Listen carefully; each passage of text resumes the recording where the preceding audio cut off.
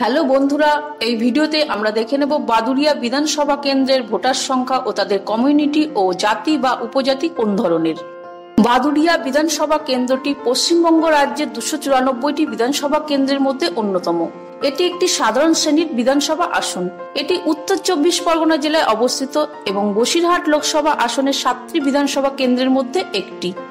চলুন প্রথমে দেখে নিই বাদুড়িয়া বিধানসভায় মোট ভোটার সংখ্যা কত। এর মধ্যে মুসলিম voter, SC voter, ST voter, গ্রামীণ ভোটার, নগর ভোটারের সংখ্যা ও তাদের শতকরা হার কত। এছাড়াও এই বিধানসভায় ভোট কেন্দ্রের সংখ্যা কত। বাদুড়িয়া বিধানসভায় মোট ভোটার 2,35,040 জন। মুসলিম ভোটারের সংখ্যা প্রায় 1,31,387 জন, যা মোট ভোটারের প্রায় 55.9%। তপশিলি জাতি বা এসসি ভোটারের সংখ্যা প্রায় 37,982 জন, যা মোট ভোটারের প্রায় 16.16%। তপশিলি উপজাতি বা এসটি ভোটারের সংখ্যা প্রায় 2,045 জন, যা মোট ভোটারের প্রায় 0.87%।